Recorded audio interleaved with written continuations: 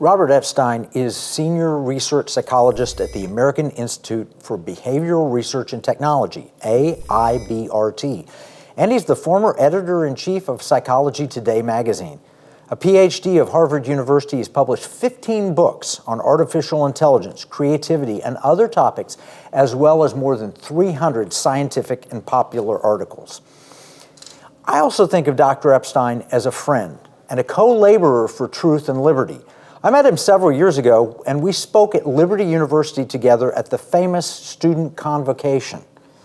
Dr. Epstein has been featured on every major form of media and recently appeared with Tucker Carlson. He's brilliant, he's focused, and he's passionate, and he's in the economic war room.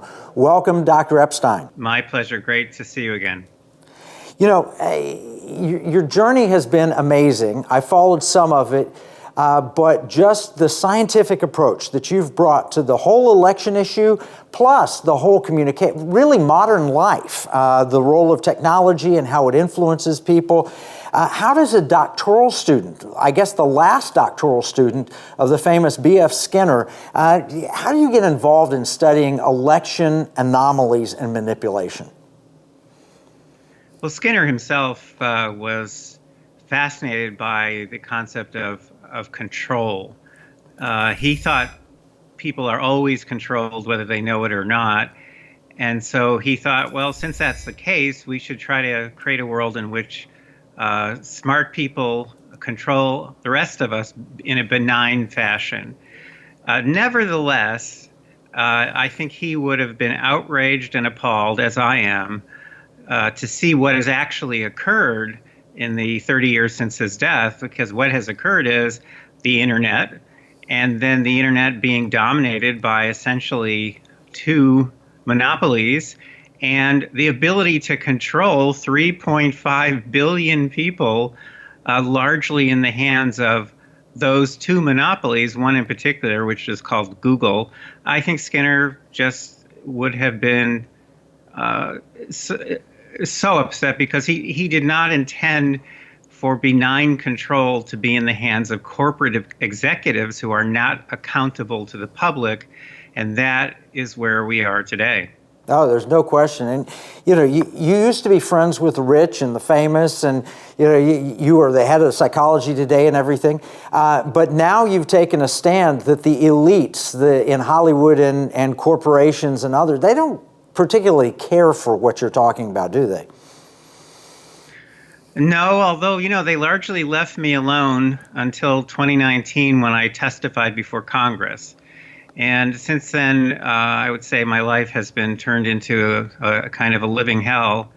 But one of my board directors at the nonprofit where I do my research said, you know, we should be grateful, thankful that they left you alone for so many years. It's amazing that they did that. But yeah, there are definitely some very powerful corporate executives, probably the most powerful corporate executives in the world, who are very, very unhappy with me and the kind of research that my team does, and also the kind of monitoring systems that we have developed to track, you know, what these companies do.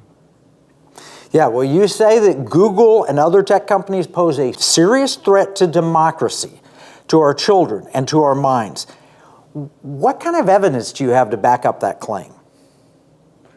Overwhelming evidence. There's two kinds primarily.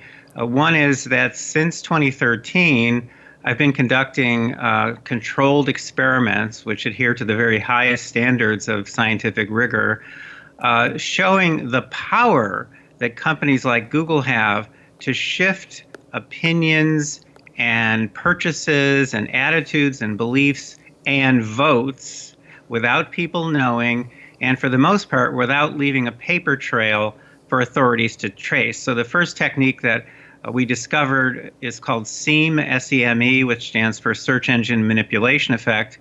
And we found in the experiments we conducted on SEME that if Google, let's say, shows people search results that have a bias, that, let's say, place search results favoring one candidate higher in search results, that can easily shift the voting preferences of undecided voters, not the committed people, but the undecided voters, that can easily shift the voting preferences of undecided voters by 20% or more after just one search on Google. That's how much people trust Google, and up to 80% in at least one demographic group that might be of interest, in fact, to your audience.